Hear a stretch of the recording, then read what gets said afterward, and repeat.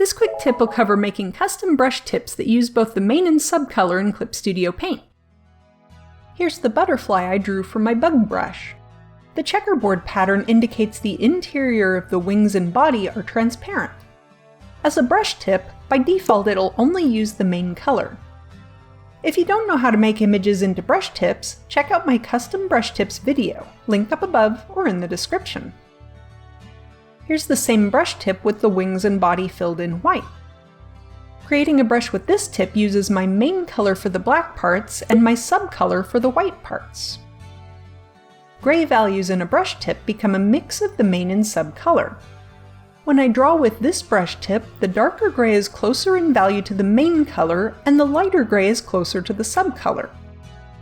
There's another way for the subcolor to affect the color of the brush. Click the wrench icon to open the Brush Subtool Detail palette and select Color Jitter. Check the Change Brush Tip Color box. When Blend with Subcolor is 0, you'll only be drawing with the main color. Anything in between is a mix of the two. And at 100, you'll only see the subcolor. Click this button to open the Blend with Subcolor dynamics. Here, you can set the brush to blend the colors based on pen pressure or tilt, how fast you move the cursor, or just random. When using dynamic settings, the Blend with Subcolor slider controls how much of the subcolor you get. On the other hand, the minimum value slider next to the dynamic settings gives you less of the main color. Using this setting with a stamp like my bug brush simply randomizes each time the stamp occurs. Randomize per stroke keeps the same setting for the entire time you continue drawing without lifting the stylus or mouse button. It has no dynamic settings.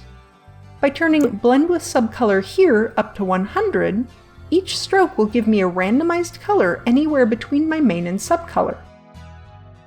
Using this with a stamp brush means as long as you keep drawing, the stamps remain the same color.